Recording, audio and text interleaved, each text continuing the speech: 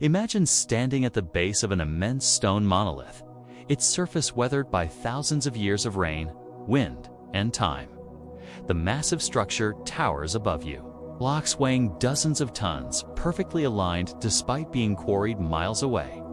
You place your hand on the cool stone surface. How did ancient humans move these colossal blocks? How did they cut them with such precision?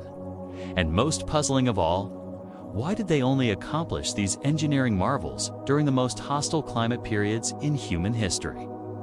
This is the paradox that has confounded archaeologists, historians, and engineers for centuries. The most sophisticated ancient structures on Earth, from Göbekli Tepe to the pyramids of Giza, share a mysterious connection to global ice ages.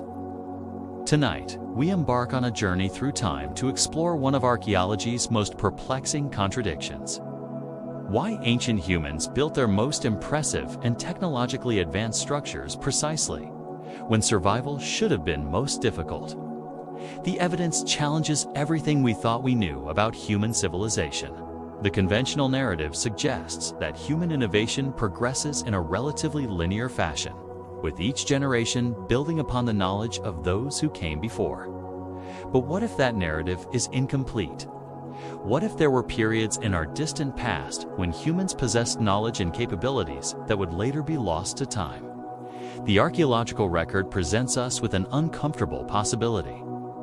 During the harshest climate periods, when resources were scarce and survival itself was a daily struggle, our ancestors somehow found the means, motivation, and technical knowledge to create structures we would find challenging to replicate even with modern technology. The timing is not coincidental. The correlation between ice ages and these impossible engineering feats appears consistently across continents and cultures. It defies conventional explanation and forces us to reconsider fundamental assumptions about human history. The last glacial maximum, approximately 20,000 years ago, saw global temperatures plummet. Ice sheets covered much of North America and Northern Europe. Sea levels were hundreds of feet lower than today. Food was scarce, and human populations were sparse. Yet in this hostile world, someone conceived of and constructed megalithic sites of staggering complexity. They quarried, transported, and positioned stones weighing as much as modern battle tanks with a precision that would challenge our best engineers. How did they achieve these feats? Why did they invest such enormous resources into these projects when mere survival should have consumed all their energy? And why does this pattern repeat throughout human history?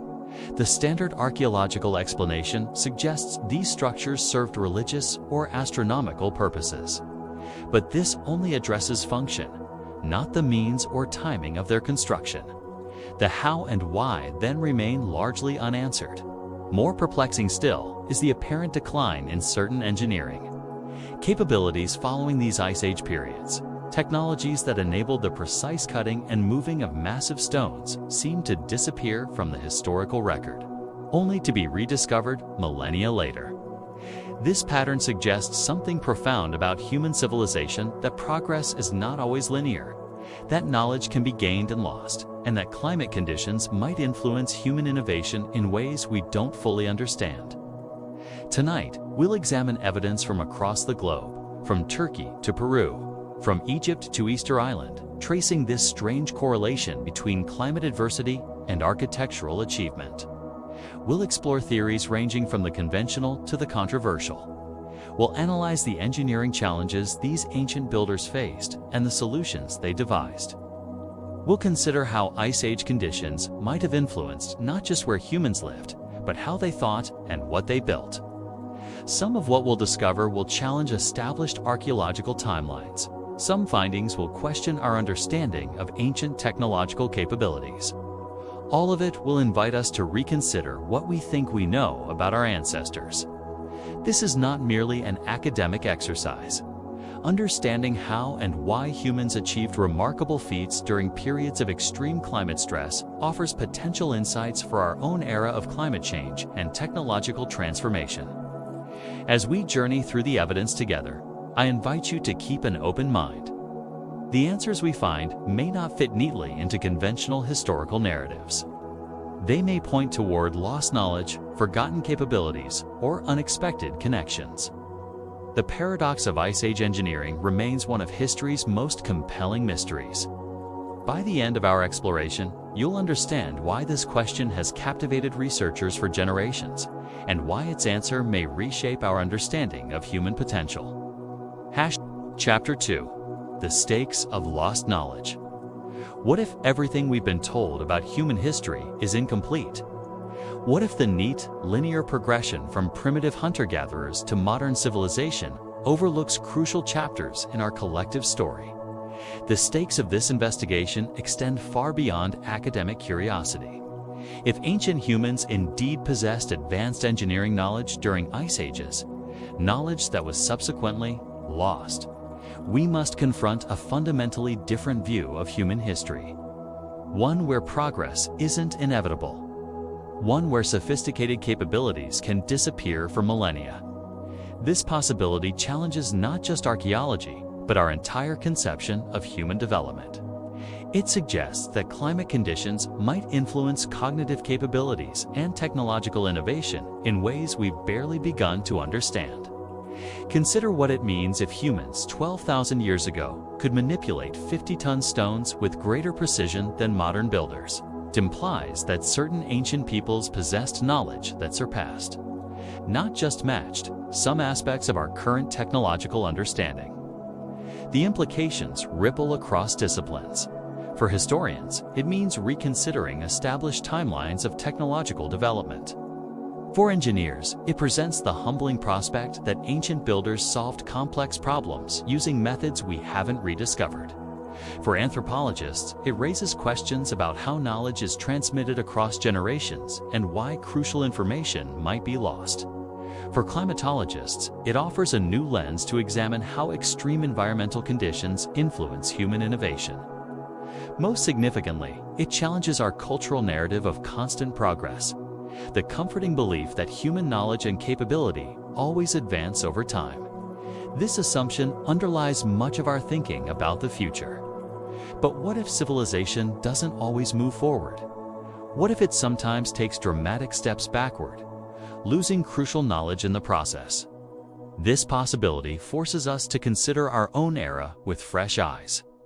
Could our digital information, our engineering expertise, our scientific understanding someday be lost, just as the techniques for moving megalithic stones disappeared? Could future humans look at our skyscrapers with the same bewilderment we direct at ancient monuments? The economic stakes are equally significant. Engineers still struggle to fully explain how certain ancient structures were built. Rediscovering these lost techniques could potentially revolutionize modern construction methods. Imagine if we could move massive objects with the efficiency of ancient builders without relying on fossil fuels or heavy machinery. Such knowledge could transform infrastructure projects worldwide, especially in developing regions where modern equipment is scarce. The environmental implications are just as profound. Many ancient megalithic structures have stood for thousands of years with minimal maintenance. They've survived earthquakes, floods, and extreme weather that damage modern buildings. If we could recreate their durability in contemporary architecture, we might dramatically reduce the resources needed for construction and maintenance. Buildings that last millennia rather than decades would fundamentally change our resource consumption patterns. There's also the matter of adaptation to climate change. Ancient humans developed specialized knowledge and techniques in response to Ice Age conditions. Their solutions might offer valuable insights as we face our own climate challenges. Understanding how previous civilizations responded to dramatic climate shifts, not just surviving, but creating monumental achievements, could provide templates for resilience as we navigate the uncertain climate future ahead. The philosophical stakes may be greatest of all. The dominant narrative of human history places us at the pinnacle of knowledge and capability. We assume our ancestors were more limited, more primitive in their understanding than we are. But what if certain ancient peoples possessed insights we've lost? What if their perspective on the natural world, their approach to massive engineering projects, their methods of knowledge transmission contained wisdom that would benefit us today? This possibility invites intellectual humility. It suggests we might have something to learn from studying not just what ancient builders created, but how they thought about their relationship to the material world. The cosmological implications are equally staggering. Many ancient megalithic sites demonstrate precise astronomical alignments that required sophisticated observation and calculation. They represent not just engineering prowess, but advanced mathematical understanding. If these sites were built during ice ages, it means humans were conducting complex astronomical observations and incorporating this knowledge into massive construction. Projects during periods when mere survival should have been their primary concern. This raises questions about ancient priorities and perspectives. What did they understand about celestial patterns that made these alignments so crucial? Why invest enormous resources in these cosmic connections during times of environmental stress? The pattern of Ice Age construction also raises questions about human cognitive development. Did the challenges of surviving in harsh climates stimulate intellectual innovation? Did smaller, more isolated populations foster specialized knowledge? Or is there something more mysterious at work? Some researchers have proposed controversial theories about external influences or lost civilizations. While speculative, these ideas respond to the genuine puzzle presented by the archaeological evidence. What's certain is that this investigation matters deeply. If we've misunderstood when and how humans developed sophisticated engineering capabilities, we've misunderstood a fundamental aspect of our own story. The answers we find may revolutionize multiple fields of study. They may offer practical solutions to contemporary challenges. Most importantly, they may help us better understand our relationship to knowledge itself, how it's developed, preserved, and sometimes lost. As we examine the evidence, we'll consider various explanations, from the conventional to the controversial. We'll weigh competing theories based on archaeological findings, engineering analysis, and historical context. The goal isn't to promote a particular interpretation, but to honestly confront the paradox. Why did ancient humans build their most impressive structures during the most challenging climate periods? And what happened to that knowledge afterward? Chapter 3: The Ice Age Builders. To understand the paradox of Ice Age engineering, we must first journey back to a world vastly different from our own. 20,000 years ago, at the peak of the last glacial maximum, Earth was in the grip of an ice age that had persisted for tens of thousands of years.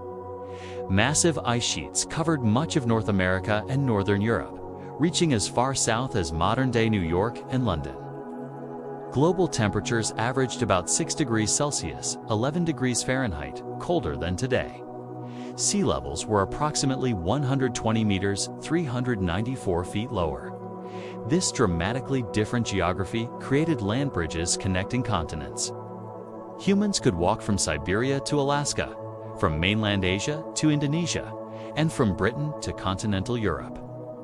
The world was more connected, yet infinitely more hostile. Plant and animal life retreated toward the equator. Forests gave way to tundra. Large mammals like woolly mammoths and giant sloths roamed landscapes that would be unrecognizable to modern eyes. Human populations were small and widely scattered. Archaeological evidence suggests the total human population may have been as low as 1 million individuals worldwide during this period. For context, that's roughly the population of modern-day Cyprus spread across the entire planet. These small bands of humans faced extraordinary challenges. Finding food required constant movement and intimate knowledge of the environment. Building shelter demanded innovation with limited materials. Simply surviving consumed enormous energy. Yet it was during and immediately following this period that humans began creating structures of astonishing scale and precision. As the ice sheets retreated, something remarkable happened to human ingenuity and organizational capability. Göbekli Tepe in modern-day Turkey provides our first major evidence, dated to approximately 9,600 BCE. This complex emerged as the Ice Age was ending.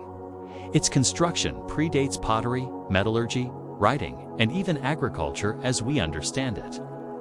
The site features massive T-shaped pillars weighing up to 20 tons, arranged in circles. The pillars are adorned with sophisticated carvings of animals and abstract symbols. The precision and artistic quality of these carvings contradict our expectations for primitive societies. Conventional archaeology struggles to explain how hunter-gatherers, without draft animals or wheel technology, quarried, transported, and erected these enormous stone pillars. The engineering challenges would be significant even with modern equipment. More puzzling is why they would dedicate such enormous resources to this project. Hunter-gatherer societies typically maintain high mobility and minimal material culture. Building permanent, monumental structures represents a profound shift in behavior. The timing is particularly significant. Göbekli Tepe's construction began as humans were emerging from thousands of years of Ice Age conditions. It represents not just an architectural achievement, but a reorganization of society during a period of dramatic climate change. Similar patterns appear worldwide. In Malta, the Kaganta temples date to approximately 3600 BCE, coinciding with the end of a smaller cold period. These structures feature limestone blocks weighing up to 50 tons, precisely fitted without mortar. In Peru, sites like Sacsayhuaman showcase stonework of extraordinary precision, with massive blocks fitting together so tightly that not even a piece of paper can be inserted between them. These structures have withstood powerful earthquakes that damage modern buildings. Easter Island's Moai statues, some weighing 80 tons, were somehow transported across the island without wheels or draft animals. The engineering solutions developed by these isolated islanders remain a subject of debate among modern engineers. But the most famous examples are Egypt's pyramids. The Great Pyramid of Giza contains approximately 2.3 million stone blocks weighing an average of 2.5 tons each. The precision of its construction remains a benchmark that would challenge modern builders. The pyramid is aligned to true north with an accuracy of 0.05 degrees.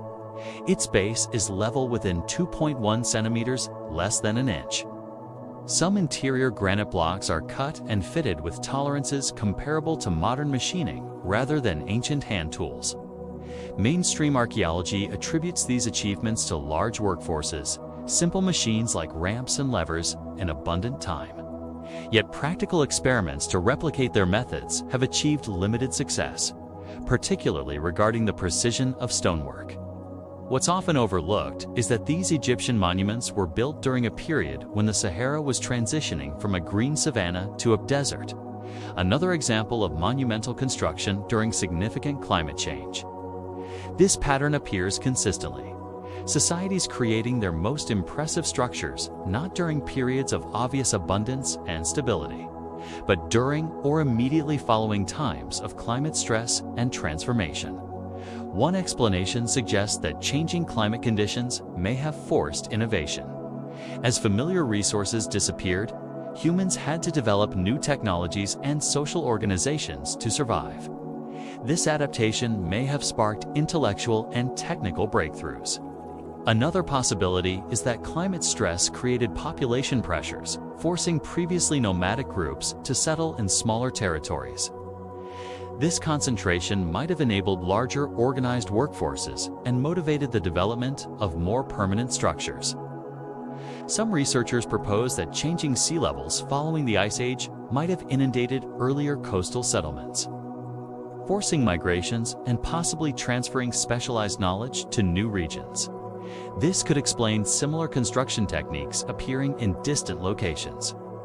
Less conventionally, some theorists suggest that certain Ice Age conditions perhaps increased electromagnetic activity or cosmic ray exposure might have influenced human cognition and creativity during these periods.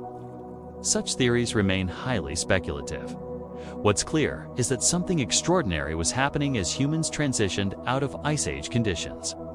The archaeological record shows a burst of monumental construction that seems disproportionate to the available resources and known technologies.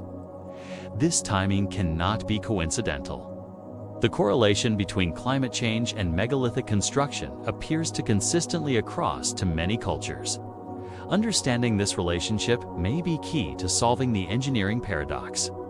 As we examine the specific sites and their construction challenges in the following chapters, keep this context in mind. These weren't just buildings, they were responses to a changing world created by people emerging from millennia of ice and adaptation. Chapter 4. Impossible Precision, the First Evidence. Let's begin with what we can measure and verify the physical evidence that survives to this day.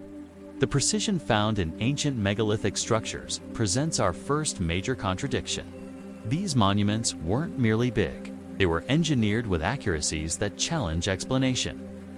At Pumapunku in Bolivia, granite blocks were cut with such precision that they fit together perfectly without mortar.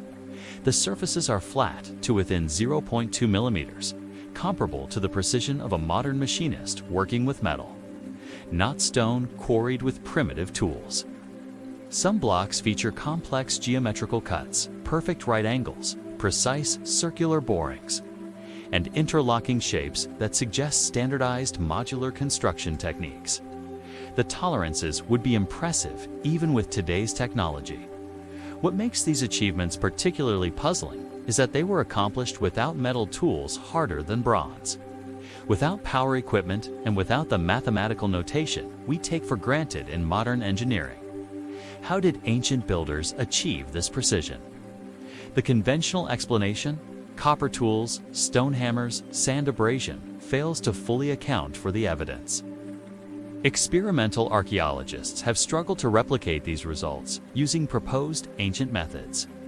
The precision extends beyond individual stones to entire structures. The Great Pyramid of Giza is level across its 13-acre base with a margin of error less than 2.1 centimeters. Despite being built on uneven bedrock, this degree of accuracy would challenge modern surveyors. The pyramid's sides are aligned to the cardinal directions with an average error of just 0.067 degrees. Without compasses or GPS, ancient Egyptians somehow oriented a massive structure to true north more accurately than many modern buildings. Even more impressive is the internal precision. The Grand Gallery maintains perfectly straight walls over its 47-meter length, with joints between the massive limestone blocks virtually invisible. The construction tolerances rival those of optical instruments. Similar precision appears at sites worldwide. The massive trilithons at Baalbek, Lebanon, include stones weighing up to 800 tons, yet fitted with gaps smaller than a millimeter. Modern engineers estimate that moving these blocks would require equipment only developed in the last century. At Ollantaytambo in Peru, enormous andesite blocks weighing up to 50 tons were somehow transported from a quarry 6 kilometers away and up a steep mountain. These blocks fit together with the same extraordinary precision seen at other sites. The recurrence of this precision across continents and cultures defies simple explanation. If these were isolated examples, we might attribute them to exaggeration or coincidence. Their global distribution suggests something more significant. More puzzling is the timing. These most precise structures generally appear during or immediately following periods of climate stress. The conventional narrative would expect technological sophistication to develop during times of abundance, not scarcity. What could explain this pattern? One theory suggests that climate stress forced human populations to concentrate in specific areas, creating both a workforce and necessity for major construction projects related to water management or food storage. Another possibility is that changing climate conditions affected access to certain materials or construction sites. Perhaps receding glaciers exposed particular types of stone, or changing sea levels created new transportation routes for moving massive materials. Some researchers propose that climate transitions might have had cultural or religious significance, prompting monumental construction as a response to environmental change.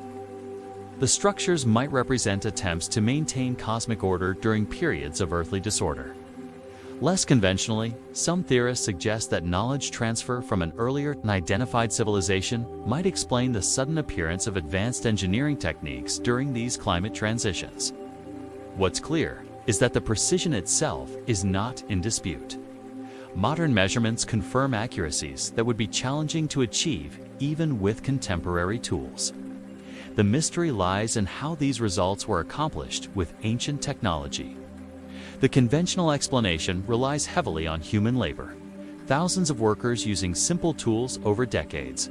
Yet this doesn't adequately address the precision question. Large workforces don't automatically enable greater accuracy. They often make it more difficult. Consider the logistics. Cutting stone with copper tools and abrasives is possible, but achieving tolerances measured in fractions of a millimeter would require extraordinary control. Modern stoneworkers using power tools would find these specifications challenging. Moving massive blocks, some weighing hundreds of tons, presents even greater difficulties. The largest mobile cranes today can lift about 1,200 tons under ideal conditions. Ancient builders moved blocks weighing up to 800 tons without such technology. Various theories have been proposed to explain these transportation feats: log rollers, sledges, ramps, water flotation. Each method has been tested experimentally with limited success. The complete ancient methodology remains elusive. Most perplexing is how ancient builders achieved such precise fitting of enormous blocks.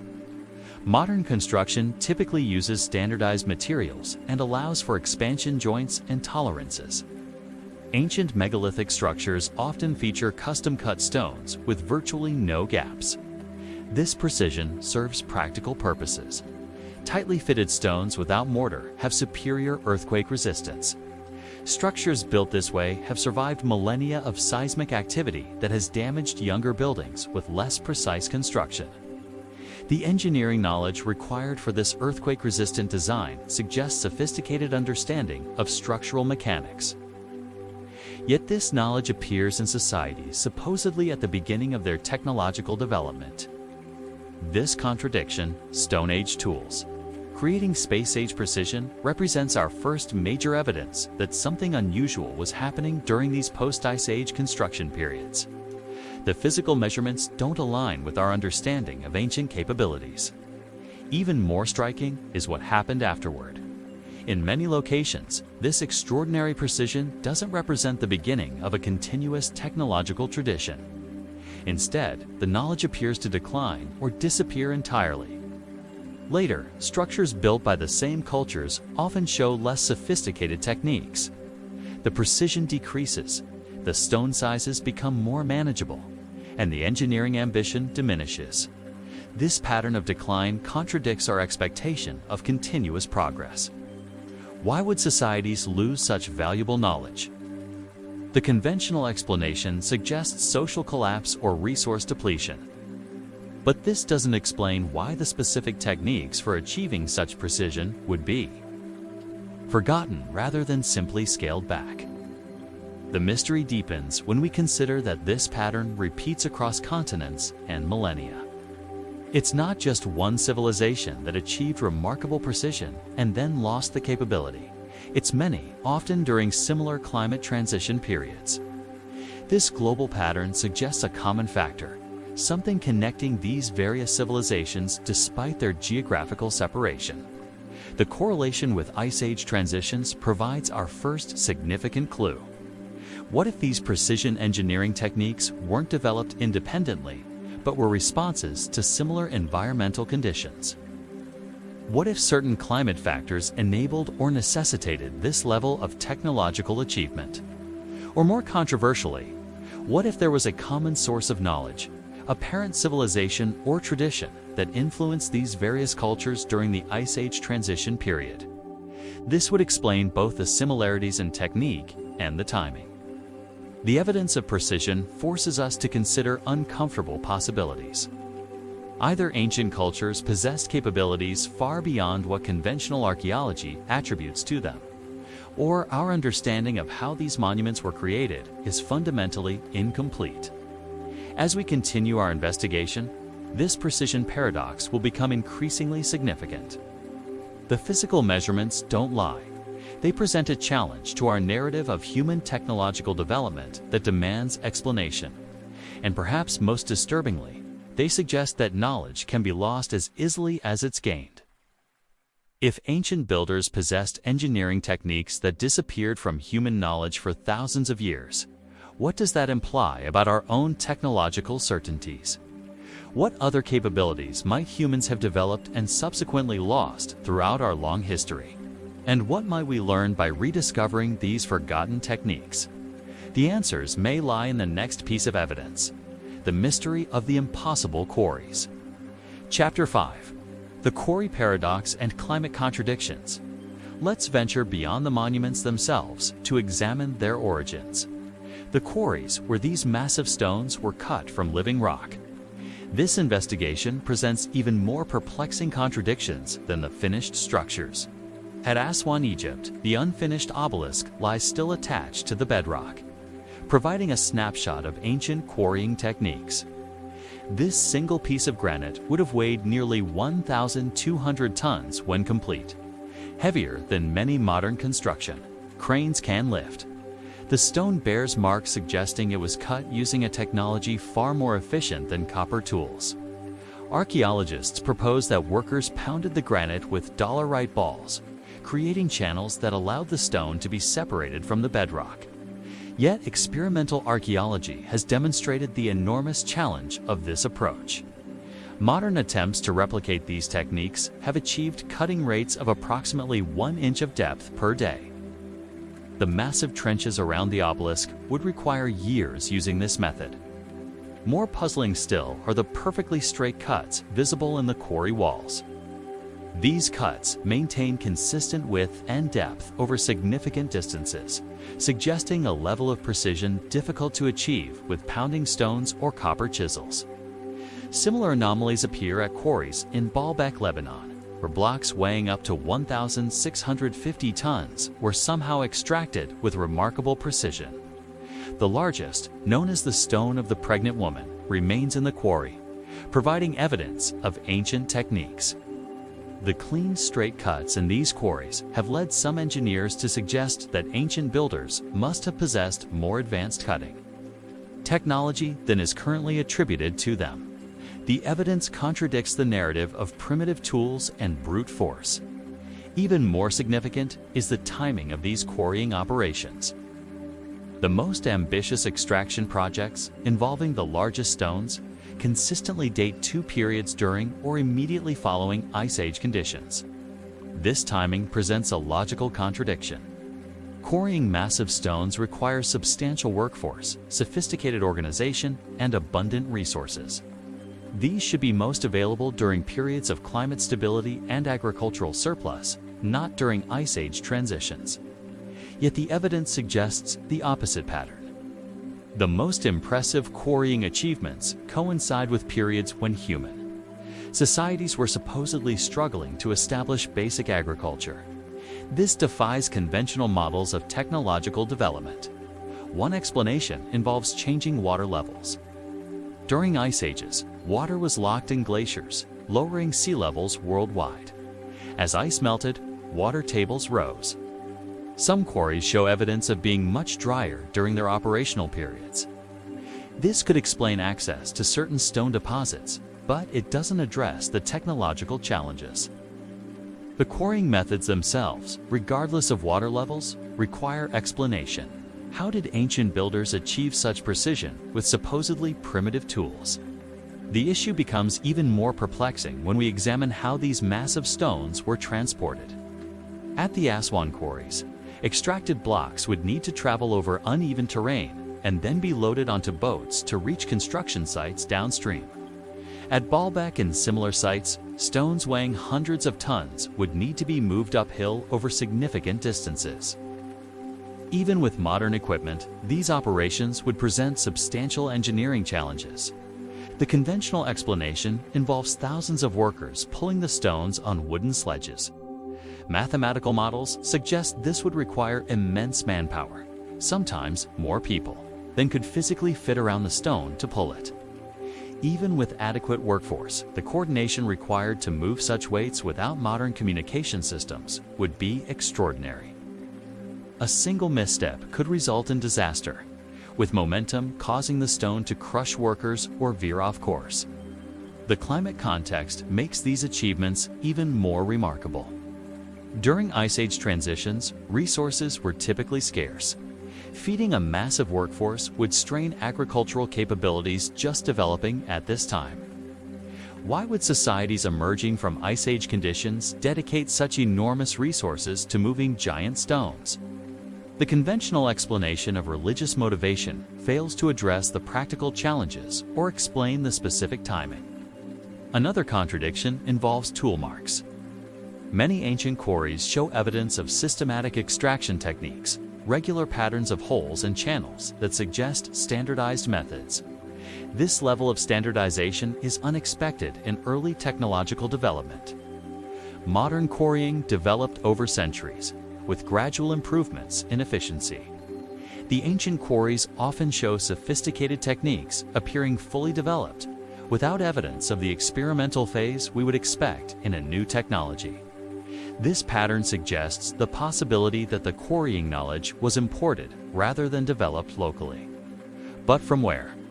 If this technology existed elsewhere, why does it appear specifically during Ice Age transitions? Temperature fluctuations offer another potential clue.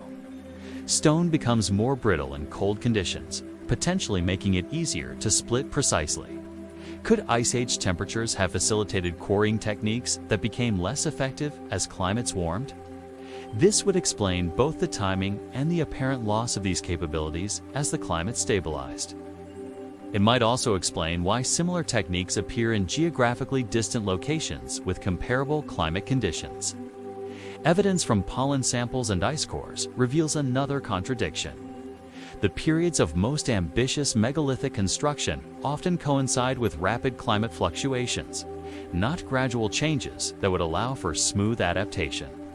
These rapid shifts would typically create resource scarcity and social stress, conditions that should inhibit massive eclosion projects.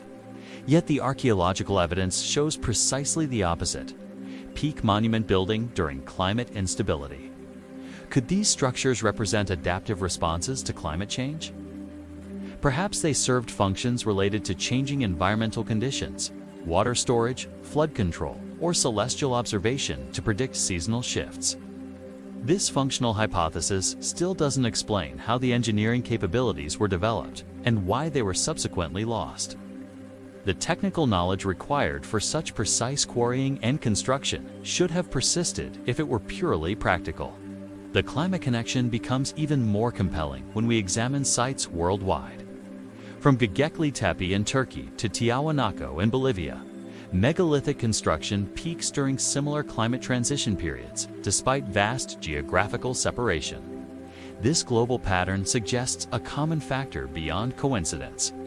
Something about these climate transitions either enabled or motivated extraordinary engineering achievements across diverse cultures with no known contact. More puzzling still is what happened afterward. In many locations, the sophisticated quarrying techniques seem to disappear from the archaeological record.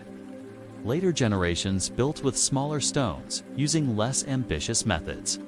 This pattern of technological regression contradicts our understanding of how knowledge typically accumulates.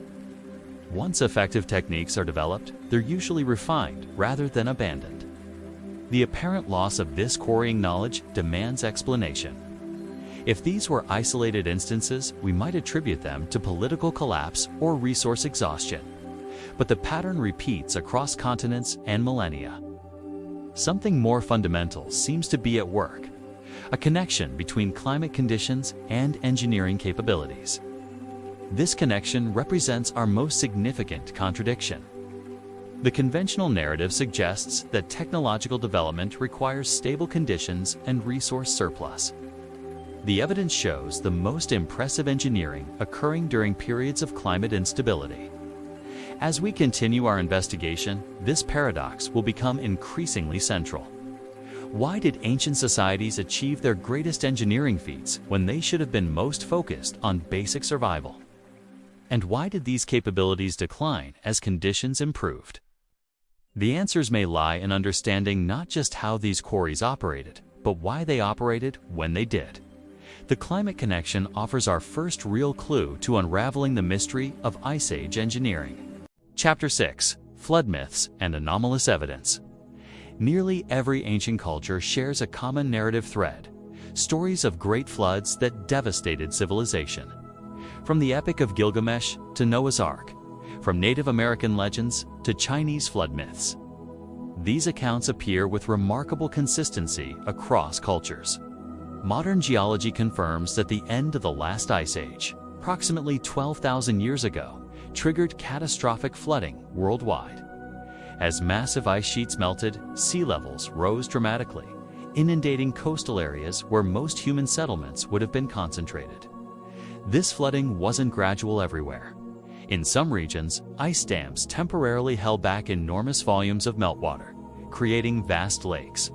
When these dams failed, they released cataclysmic floods that transformed landscapes in hours or days. The Missoula floods in North America carved the dramatic channeled scablands of Washington state when an ice dam repeatedly failed, releasing water equivalent to 10 times the combined flow of all the rivers in the world. Similar events occurred across continents.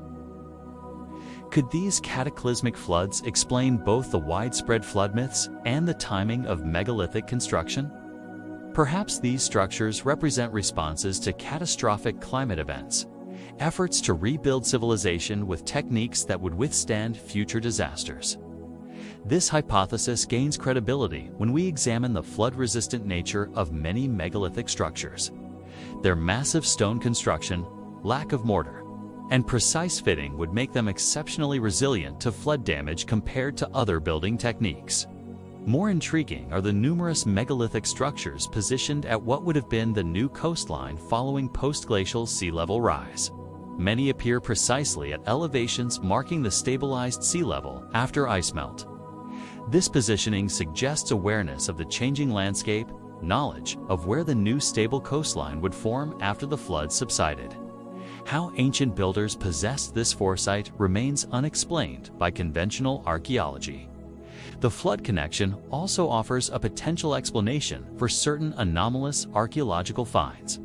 Objects discovered in geological strata apparently older than human civilization. The so-called out-of-place artifacts might be explained by massive flood displacement. These controversial artifacts include the London hammer, a modern-looking hammer encased in ancient rock; the Antikythera mechanism, an ancient astronomical computer of surprising complexity; and metal tubes found embedded in 65 million rolled Cretaceous chalk.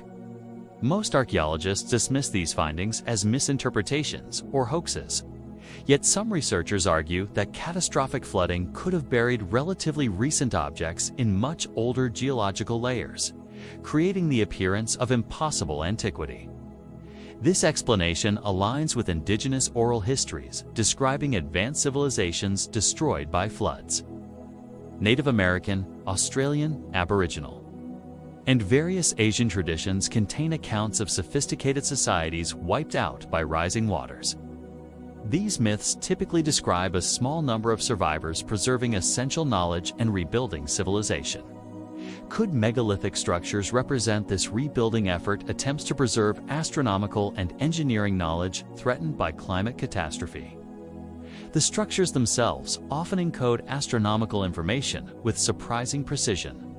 Monuments like Stonehenge, Newgrange, and numerous sites in the Americas function as calendars tracking solstices, equinoxes, and even longer astronomical cycles. This astronomical knowledge would be crucial for agricultural societies emerging from climate chaos. Knowing when to plant and harvest would be essential for survival, particularly during periods when traditional seasonal patterns were disrupted by climate change. The precision of these astronomical alignments suggests knowledge transfer rather than centuries of observation. Many sites demonstrate advanced understanding of celestial mechanics from their initial construction, without evidence of gradual refinement. This immediate sophistication represents another anomaly. Developing accurate astronomical knowledge typically requires generations of observation and record keeping. Yet these structures often appear with their astronomical functions fully realized. Where did this knowledge come from? The conventional explanation suggests independent development in each location. But the similarity of astronomical features across distant sites suggests either cultural diffusion or a common source of knowledge. The timing again provides a crucial clue. These astronomically aligned structures proliferate during the period following the last ice age, precisely when climate stabilization would make astronomical calendars most valuable for developing agriculture. Could they represent efforts to preserve and transmit astronomical knowledge threatened by climate catastrophe? This would explain both their timing and their emphasis on durability. They were designed to survive future disasters. More controversial are potential technological anomalies. Certain ancient artifacts suggest capabilities beyond what conventional timelines attribute to their creators. The Baghdad Battery, Egyptian light bulbs depicted in reliefs, and evidence of ancient machining raise questions. Most archaeologists offer conventional explanations for these anomalies. The Baghdad Battery likely served religious rather than electrical purposes. The light bulb reliefs probably represent symbolic lotus flowers. Apparent machining marks might be achievable with ancient tools, yet some engineers and material scientists remain unconvinced. They point to specific features that resist conventional explanation: perfectly drilled holes in granite, impossibly precise angles in stone cutting, and evidence of standardized measurements across distant sites. These anomalies gain significance when clustered around the post-Ice Age period. If viewed collectively, rather than as isolated curiosities, they suggest a pattern of technological capability appearing during climate transitions and subsequently declining. Perhaps most compelling are the myths describing lost technologies. Numerous ancient texts refer to devices and capabilities that sound fantastical: flying machines in Sanskrit texts, Greek stories of automation, Egyptian references to mysterious light sources. Conventional interpretation treats these as pure fantasy or metaphor, but what if they contain kernels of historical memory, recollections of technologies developed during or before the Ice Age transitions and subsequently lost? This possibility becomes more plausible when we consider modern examples of lost knowledge. Techniques like Roman concrete or Damascus steel were developed, widely used, and then lost for centuries despite their obvious utility. Technology can disappear. The climate context offers a mechanism for both knowledge, preservation, and loss. The catastrophic end of the Ice Age would create conditions where certain knowledge became crucial for survival, while other information was lost as populations relocated or diminished. This pattern of preservation and loss might explain why megalithic construction techniques appear fully formed and then gradually decline. The initial builders possessed knowledge preserved through the climate transition, but this information degraded over subsequent generations. The flood myths often include elements of knowledge preservation, sacred texts, or objects saved from destruction. The most famous, Noah's Ark, explicitly describes preserving essential knowledge through catastrophe. Similar themes appear in myths worldwide. Archaeological evidence supports aspects of these narratives. Following the end of the last Ice Age, we see the simultaneous emergence of agriculture, megalithic architecture, and sophisticated astronomical knowledge across multiple continents. This simultaneous development contradicts expectations of gradual, independent invention. It suggests either remarkable coincidence, unprecedented cultural diffusion, or the preservation of pre-existing knowledge through the climate transition. When we examine indigenous traditions about megalithic sites, we find another anomaly. Many cultures attribute their construction to earlier, more advanced peoples or to supernatural beings. They claim these structures predated their own arrival in the region. Conventional archaeology dismisses these accounts as mythologizing, yet in several cases, modern dating techniques have confirmed that monuments indeed predated the cultures previously assumed to have built them, vindicating aspects of indigenous historical memory. This pattern raises an uncomfortable question. What if other myths contain historical truth? What if stories of advanced technologies, lost civilizations, and catastrophic floods preserve memories of real events distorted through generations of oral transmission? The anomalous evidence, while not conclusive individually, forms a pattern when viewed collectively. It suggests capabilities, knowledge, and perhaps even civilizations that don't fit neatly into conventional archaeological timelines. This pattern consistently connects to the Ice Age transitions, periods of dramatic climate change that would both necessitate adaptation and potentially erase evidence of earlier developments. The timing is unlikely to be coincidental. As we piece together these anomalies and myths alongside established archaeological evidence, a different narrative begins to emerge. One that challenges our understanding of human technological development and its relationship to climate conditions. Chapter 7: The Forgotten Frontier. What if we fundamentally misunderstood the relationship between climate and human innovation? The conventional view suggests that favorable climate conditions enable technological advancement. Abundant resources provide surplus time and energy for innovation. But the evidence we've examined points toward the opposite conclusion. The most remarkable engineering feats, from quarrying 1,000-ton stones to building earthquake-resistant structures, coincide with periods of climate stress rather than climate stability.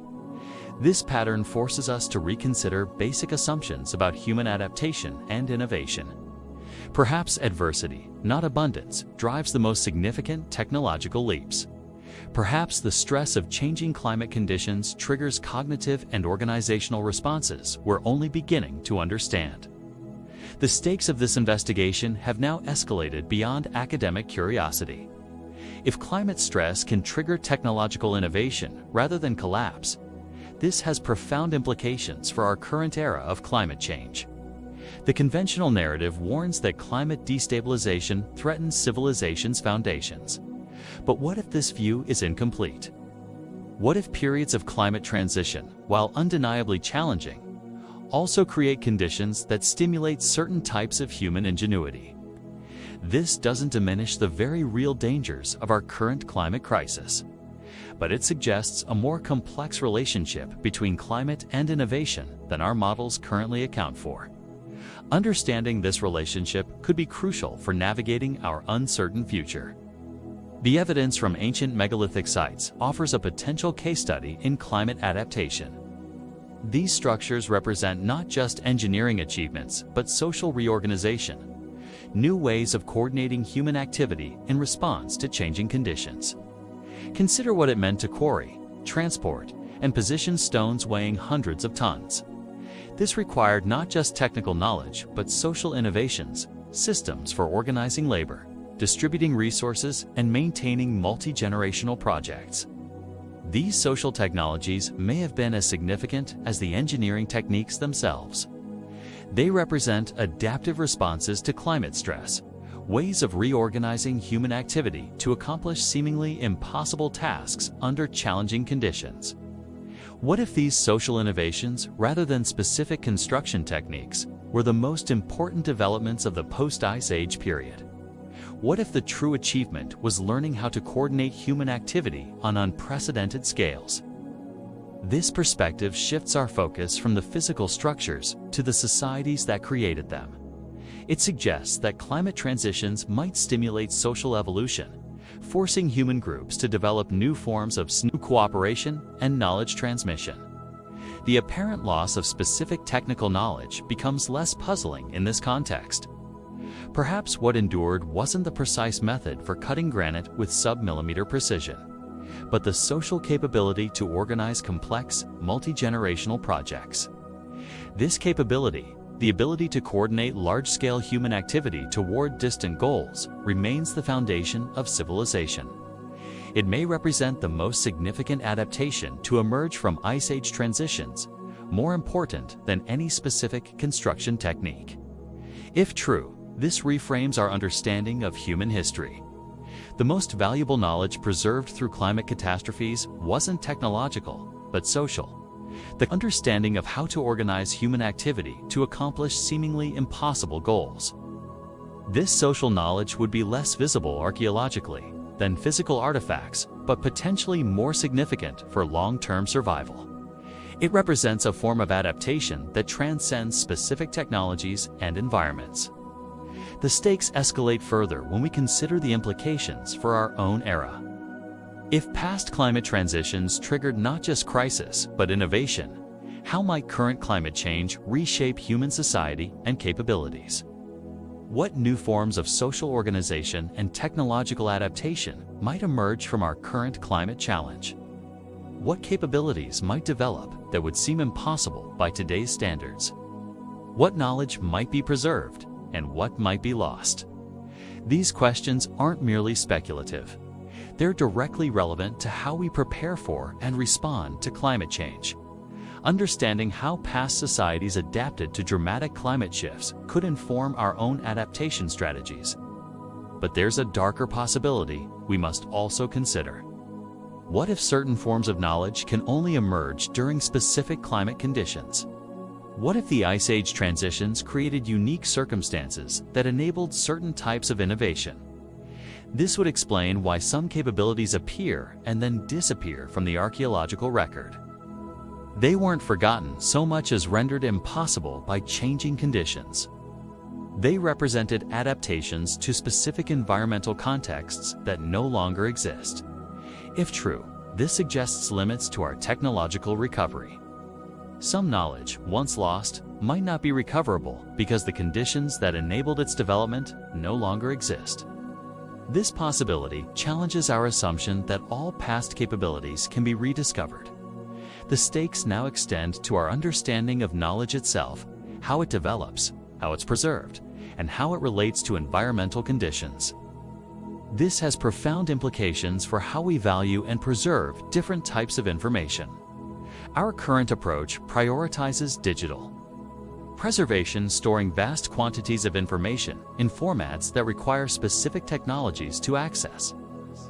But what if climate change disrupts these technologies? What knowledge would survive? Ancient builders chose a different approach. They encoded their most vital knowledge in stone astronomical alignments, mathematical relationships, and physical principles embodied in structures designed to last millennia. This strategy prioritized durability over completeness. Not all knowledge could be preserved in stone, but what was preserved would survive almost any catastrophe short of planetary destruction. It represented a fundamentally different approach to information security. As we face our own climate uncertainties, should we reconsider this ancient wisdom? Should we be encoding our most essential knowledge in more durable forms? What information would we prioritize if we knew digital systems might not survive the coming centuries? These questions transform our investigation from historical curiosity to urgent contemporary relevance. Understanding how ancient societies preserved knowledge through climate catastrophes could inform our own preservation strategies. The pattern we've uncovered suggests something even more significant. Climate transitions might represent inflection points in human development, periods when both catastrophic loss and remarkable innovation become possible. If true, we may be living through such an inflection point now. The coming decades could see both devastating losses and extraordinary breakthroughs. Our challenge is to maximize the latter while minimizing the former. The evidence from ancient sites offers both warning and hope. It warns that knowledge can be lost, that capabilities can disappear, that progress isn't inevitable. But it also demonstrates human resilience, our ability to adapt, innovate, and preserve what's most valuable through times of tremendous change. As we continue our investigation, the pattern becomes increasingly clear. The timing of megalithic construction, the nature of the structures themselves, and their relationship to climate events point toward a consistent conclusion.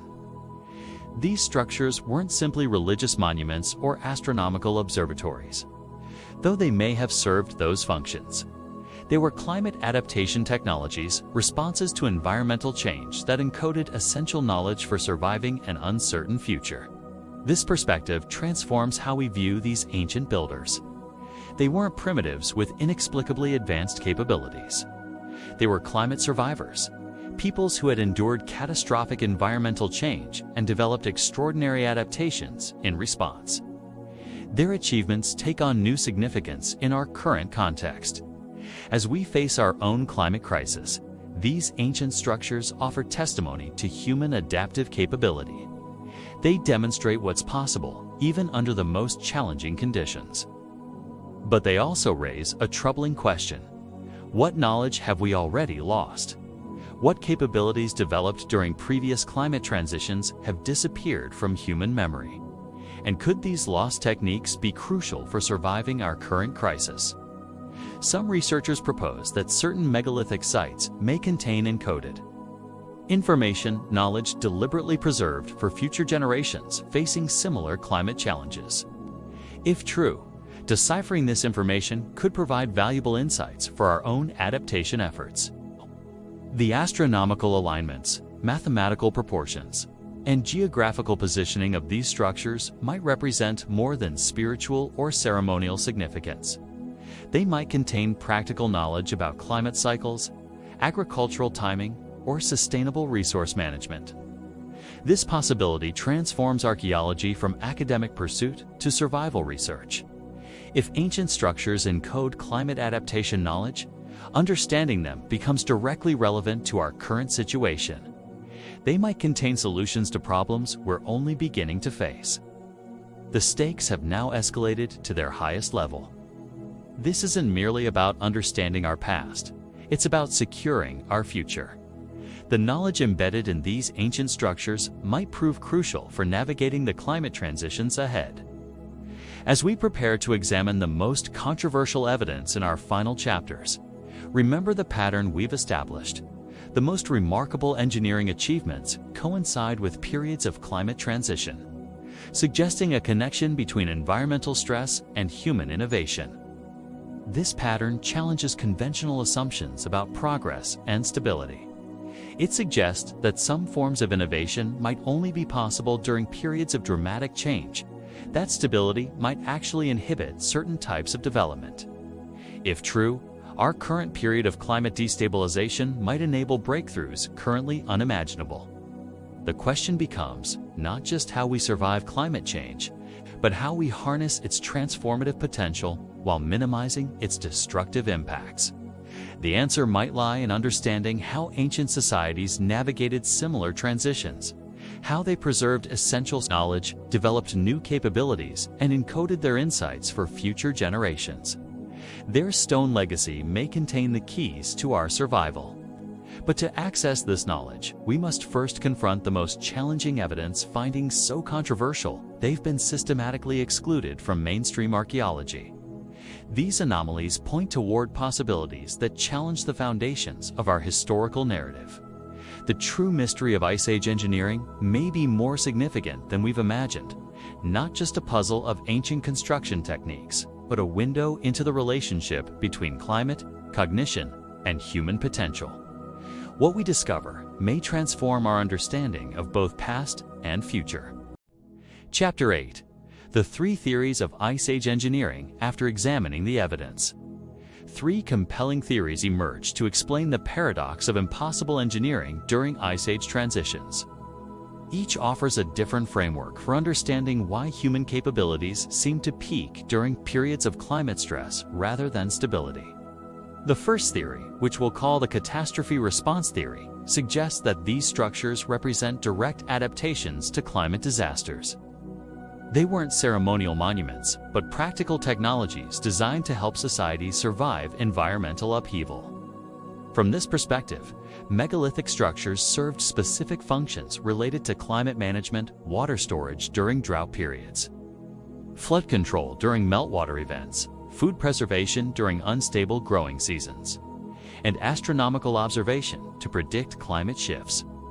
The precision engineering wasn't decorative, but essential. Tightly fitted stones without mortar create structures that can withstand floods, earthquakes, and extreme weather, precisely the conditions that would become more common during climate transitions. This theory explains both the timing and the nature of the structures. They appear during climate transitions because that's when they're most needed. Their durability and precision reflect their survival function. They were built to last through environmental catastrophe. It also explains why these techniques might be abandoned as climate stabilized. Once environmental conditions became more predictable, the enormous investment required for such precision engineering no longer served a survival advantage. Simpler construction became more practical. Evidence supporting this theory includes the consistent positioning of megalithic structures near water, sources or at elevations marking post-glacial sea levels. Many sites appear specifically designed to monitor astronomical events that would help predict seasonal changes.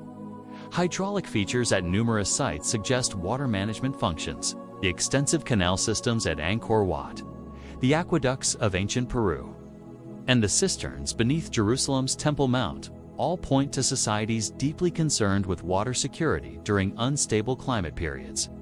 However, this theory struggles to explain the apparent loss of specific technical knowledge. If these were practical survival technologies, why wouldn't the construction techniques be preserved even as the need for massive structures diminished? The second theory, the cognitive shift hypothesis, offers a more controversial explanation.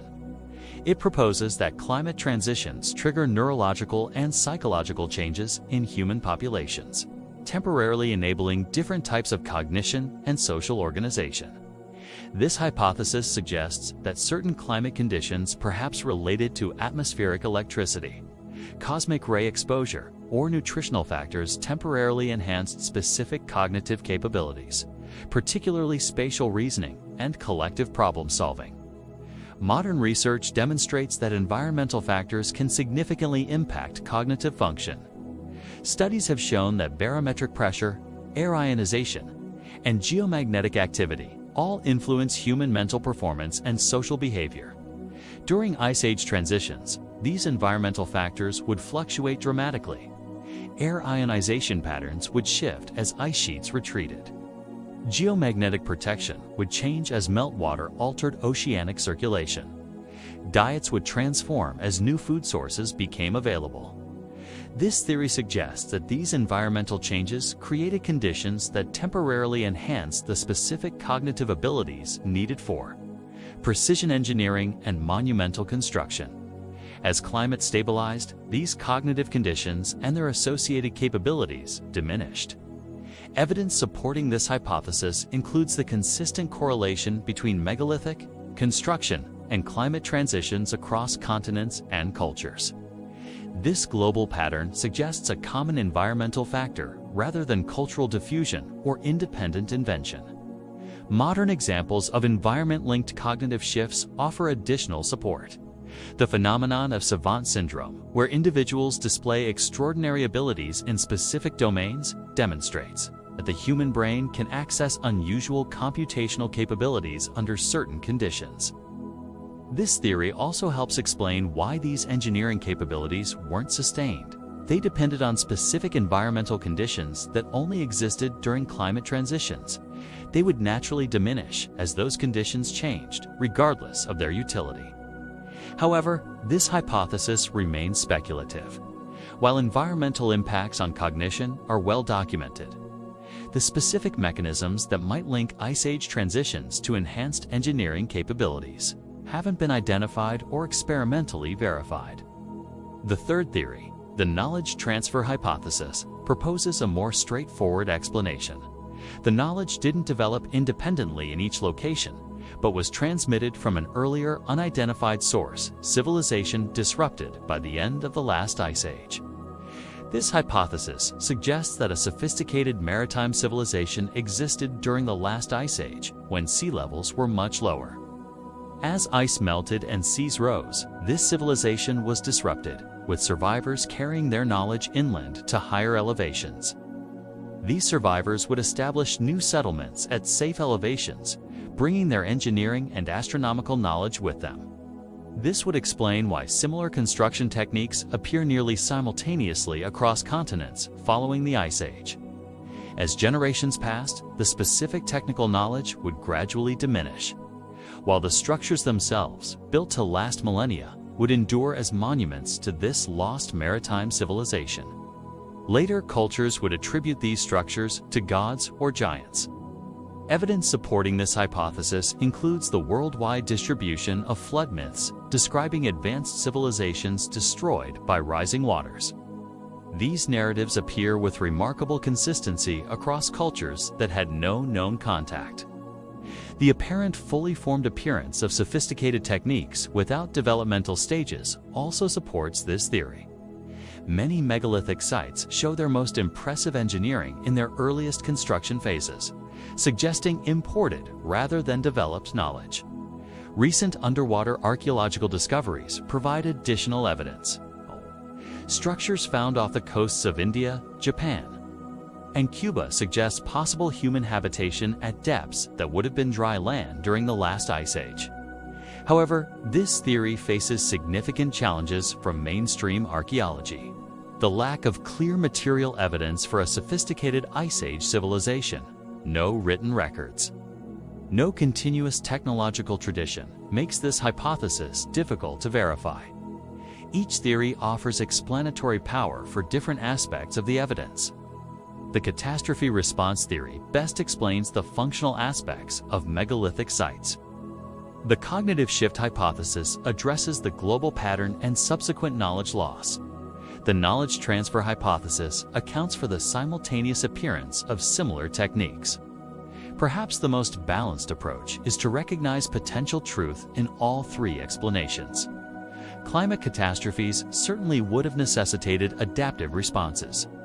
Environmental conditions likely influenced cognitive patterns, and knowledge transfer between cultures undoubtedly occurred, though its extent remains debated.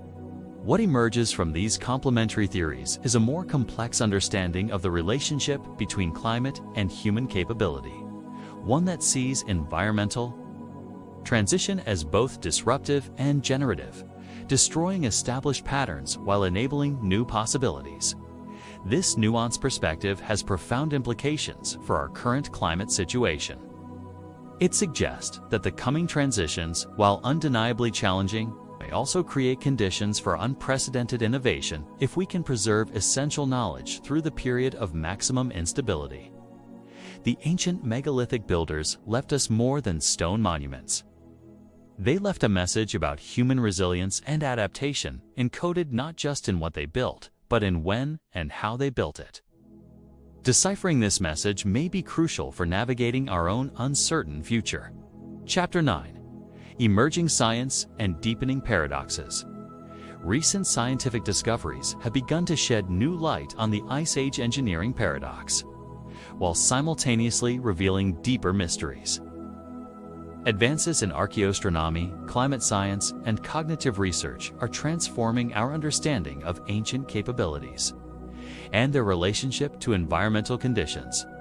One of the most significant developments comes from precise dating of climate events correlated with construction phases at megalithic sites. Using ice core samples and dendrochronology tree ring dating, scientists can now pinpoint climate fluctuations with unprecedented accuracy. This refined chronology reveals a startling pattern. Periods of most intensive megalithic construction consistently coincide with rapid climate transitions rather than stable conditions. These weren't gradual changes, but abrupt shifts occurring over decades rather than centuries. The correlation is too consistent to be coincidental. At sites across Europe, construction activity spikes precisely during periods of maximum climate instability. In South America, the most ambitious projects at Tiwanaku and Puma-Punku coincide with sudden climate shifts in the Andean region. This timing contradicts conventional understanding of when complex engineering should be possible.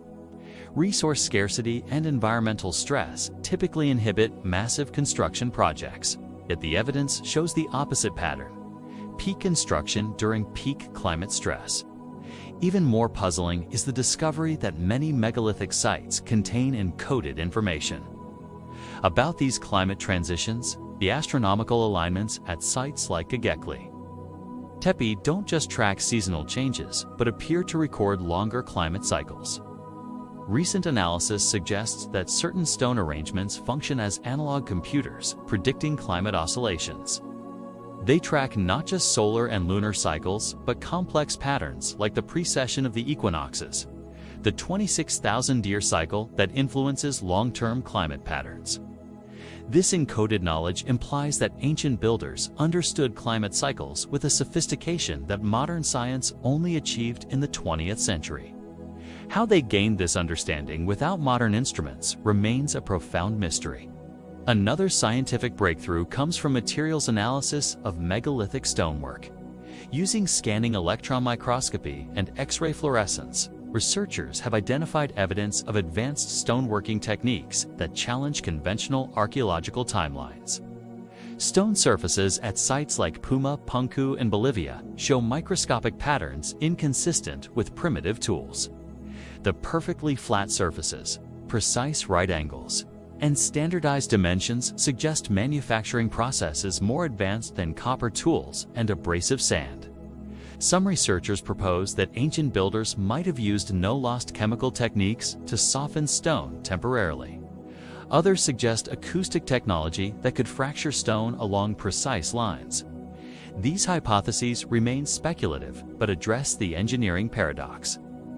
The mystery deepens with recent discoveries in cognitive archaeology, the study of ancient thought processes revealed through material culture. This emerging field suggests that megalithic builders possessed mathematical and geometrical knowledge far beyond previous estimates. Analysis of proportional relationships in structures like the Great Pyramid reveals sophisticated understanding of mathematical constants like pi and phi. These relationships appear too consistently to be accidental and suggest deliberate encoding of mathematical knowledge. More remarkably, these same mathematical relationships appear in geographically distant structures built during similar climate transition periods. This pattern suggests either independent discovery of the same mathematical principles or some form of knowledge transfer. Either possibility contradicts conventional understanding of how mathematical knowledge develops. These sophisticated concepts supposedly emerged gradually through centuries of theoretical development. Yet the evidence suggests they were already understood during early megalithic construction. Climate science offers another paradoxical insight. During Ice Age transitions, atmospheric carbon dioxide levels rise dramatically. Recent research in cognitive psychology has demonstrated that elevated CO2 can significantly impair complex decision-making and planning abilities. This creates another contradiction. The most complex engineering and organizational achievements occur precisely when cognitive impairment from rising CO2 should be most pronounced. This paradox has no conventional explanation. Some researchers propose that changing geomagnetic conditions during Ice Age transitions might offset these cognitive impacts. As ice sheets melt, enormous weight is redistributed across the Earth's crust, potentially affecting the geomagnetic field that shields us from cosmic radiation. This changing magnetic protection could influence human cognition in ways we're only beginning to understand. Modern research has established connections between geomagnetic activity and brain function, but the specific effects during massive ice melt remain speculative. Another scientific advance comes from genetic studies of ancient populations. DNA analysis reveals significant population movements coinciding with the end of the last ice age. These migrations align precisely with the spread of megalithic construction techniques. This genetic evidence supports aspects of the knowledge transfer hypothesis, confirming that human populations were indeed relocating during the period when similar engineering techniques appeared across continents. However, it doesn't explain the origin of this knowledge. The paradoxes multiply when we examine the actual engineering challenges involved. Modern engineers using computational models have demonstrated that moving and positioning the largest megalithic stones would require techniques we still don't fully understand. Experimental archaeology has failed to replicate these achievements using the tools and methods conventionally attributed to ancient builders. Despite numerous attempts, no one has demonstrated a convincing method for achieving the observed precision with primitive technology.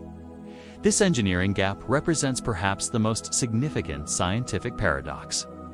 We can measure the achievements, the precision cuts, the perfect astronomical alignments. The massive weights moved, but we cannot fully explain how they were accomplished. The conventional response is to credit human ingenuity and vast labor forces. But this explanation falters when we consider the specific timing. If these achievements represent simply what humans can accomplish with sufficient motivation, why do they consistently occur during climate transitions? This correlation demands scientific explanation. Random distribution would occasionally show megalithic construction during climate stability. The consistent pattern of peak engineering during climate stress requires a causal mechanism. The scientific evidence now points toward a profound connection between environmental conditions and human capabilities, one that operates through mechanisms we don't yet fully understand. This connection appears to enable certain types of innovation, specifically during periods of climate transition. Understanding these mechanisms has become increasingly urgent as we face our own climate transition. If certain types of innovation become possible specifically during environmental shifts, this has profound implications for how we approach the challenges ahead. The paradoxes we've identified don't invalidate scientific understanding, but point toward a more complex relationship between climate and cognition than our current models accommodate. They invite us to expand our conception of how environmental conditions influence human potential. As we approach the culmination of our investigation, these scientific insights and deepening paradoxes set the stage for a fundamental reconceptualization of the relationship between climate change and human innovation, one that may transform our understanding of both past and future. Chapter 10. The Climate Cognition Connection After Examining the Evidence. Analyzing competing theories and considering recent scientific discoveries, we can now propose a comprehensive explanation for the Ice Age engineering paradox, one that integrates archaeological findings with emerging understanding of climate-cognition relationships. The answer appears to lie not in a single factor, but in the convergence of multiple effects during climate transitions. These periods create a unique combination of environmental pressures and cognitive opportunities that enable extraordinary feats of engineering and social organization. First, climate transitions generate existential pressure. As familiar environments change, human societies face unprecedented challenges requiring innovative solutions. This survival pressure drives social reorganization and technological experimentation that might not occur during stable periods. Second, transitions between climate states create unique resource opportunities. As ice sheets retreat, they expose new materials, create new water sources, and open new territories. These changing resource patterns enable construction projects that wouldn't be possible during stable periods. Third, and most significantly, climate transitions appear to influence human cognitive patterns through multiple environmental factors, from atmospheric electricity to geomagnetic fluctuations, from dietary changes to altered light patterns as dust and cloud formations shift. These environmental factors don't simply impair cognition, as conventional wisdom might suggest. Instead, they appear to reshape it, potentially enhancing certain capabilities, particularly spatial reasoning, mathematical processing, and collective problem solving, while possibly diminishing others. Modern neuroscience has demonstrated that human cognition is far more environmentally responsive than previously recognized. Brain function adapts to environmental conditions, with certain capabilities enhanced or suppressed depending on external factors. What we're proposing is a climate cognition connection, the recognition that certain climate transition states create environmental conditions that temporarily enable different modes of human thought and social organization. These cognitive shifts aren't mystical or supernatural, but represent normal neurological responses to changing environmental conditions. They're comparable to documented phenomena like seasonal affective disorder or the cognitive impacts of geomagnetic storms, but operating on longer timescales. This connection would explain why megalithic construction consistently peaks during climate transitions and then declines as conditions stabilize. The cognitive patterns that enable this type of engineering are themselves climate-dependent, temporarily available during specific environmental conditions. The evidence for this connection appears in the global pattern of megalithic construction timing. The specific nature of the engineering achievements and the apparent loss of these capabilities as climate stabilized. No other theory adequately explains all these factors. This doesn't mean ancient builders possess supernatural abilities or assistance from advanced civilizations. It means human cognitive capacity itself fluctuates in response to environmental conditions in ways more profound than we've previously recognized. The implications are profound. If human cognitive patterns shift with climate conditions, then different climate states might enable different types of innovation. Capabilities possible during one climate regime might be inaccessible during another. This would explain why certain ancient engineering techniques weren't preserved despite their obvious utility. As climate conditions stabilized, the cognitive patterns that enabled these achievements became less accessible, regardless of their practical value. Knowledge that depends on specific cognitive states can't be fully transmitted through conventional means. You can describe the technique, but if the required cognitive pattern is environmentally dependent, the knowledge remains functionally inaccessible. This is comparable to how certain states of consciousness, like dreams or meditative states, provide insights that can't be fully accessed or applied in normal waking consciousness. The knowledge exists, but can't be fully utilized without the appropriate cognitive state. The climate-cognition connection also explains why similar engineering techniques appear nearly simultaneously across continents following Ice Age transitions. These weren't independent inventions or evidence of global cultural contact, but similar cognitive responses to similar environmental conditions. This doesn't rule out knowledge transfer clearly. Cultural diffusion occurred within regions, but it explains why megalithic engineering appears globally during similar climate periods without requiring direct contact between distant civilizations. The most compelling evidence for this connection comes from recent research on electromagnetic fluctuations during ice melt periods. As massive ice sheets melt, they alter Earth's mass distribution, affecting both crustal movement and the geomagnetic field. These geomagnetic shifts coincide precisely with periods of megalithic construction. The correlation is so consistent that researchers can predict megalithic construction periods from ice melt data alone, without archaeological information. This connection has been largely overlooked because it crosses disciplinary boundaries. Climatologists study ice melt patterns. Geophysicists study electromagnetic fluctuations. Archaeologists study ancient construction. Few researchers examine the relationships between these fields. When these connections are recognized, the paradox resolves. Ancient builders weren't primitives with inexplicably advanced technology. They were humans experiencing environmentally induced cognitive states that temporarily enabled different types of problem solving and collaboration. This doesn't diminish their achievements, but places them in proper context. They developed technologies appropriate to their environmental conditions and cognitive states. As those conditions changed, different technologies became more adaptive. The apparent technological regression following megalithic periods wasn't failure, but adaptation. As climate stabilized, different cognitive patterns became dominant, enabling different types of innovation, like writing, mathematics, and eventually mechanization. This perspective transforms how we understand human development. Progress isn't linear, but climate responsive. Different climate states enable different types of innovation, each valuable in its own context. Knowledge isn't simply accumulated, but shifts with environmental conditions.